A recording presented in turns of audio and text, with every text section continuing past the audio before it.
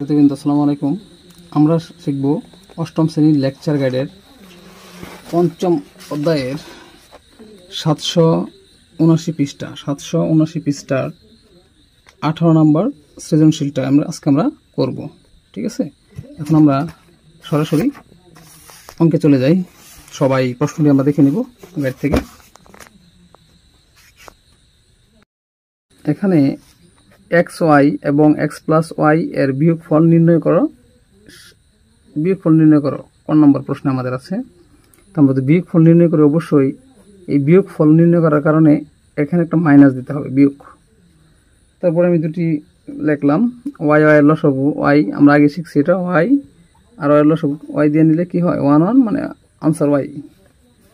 তারপরে y এর লসাগু নিলে y দিয়ে y রে ভাগ করে, y দিয়ে কি ভাগ করে x এর সাথে গুণ হবে। আমি আরেকবার ভালো করে গত ক্লাসে বুঝিয়েছিলাম, ভাগ করলে এটা আনসারটা হয় 1, 1 দিয়ে x কে গুণ করলে হয় x ওকে x। তারপরে y y কাটাকাটি থাকে, আবার সেই 1, x প্লাস y কে x প্লাস y। এখানে মাইনাস থাকার কারণে এটা ব্র্যাকেটের আমাদের রাখতে হবে।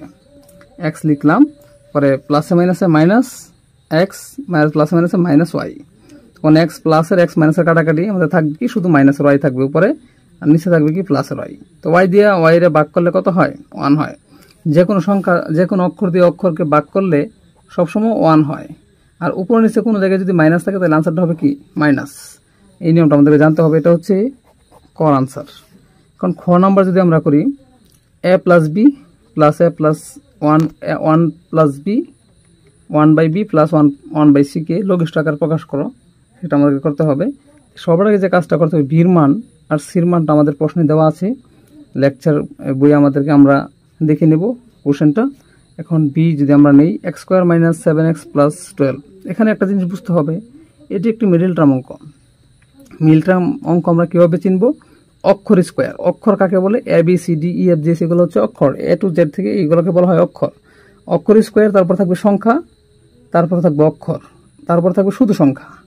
এই অক্ষর স্কোয়ার, সংখ্যা, অক্ষর, সংখ্যা থাকলে এটাকে বলা হয় মিডল টার্ম অঙ্ক। আর মিডল টার্ম অঙ্ক করার একটা নিয়ম হচ্ছে, আমি এখানে চলে আসি, আমরা এই পাশে দেখি যে কিভাবে মিডল টার্মের অঙ্কগুলো করতে হয়। মিডল টার্মের লাস্ট সংখ্যাটা হচ্ছে 12। লাস্ট সংখ্যাটা কত? 12। এটা আমি আগে লিখবো এখানে।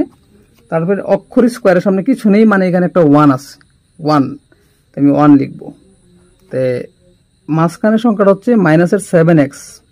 এই দুইটা অঙ্ক, এই দুটো সংখ্যা থেকে আমাকে এমন দুটি সংখ্যা বের করতে হবে যার মান হবে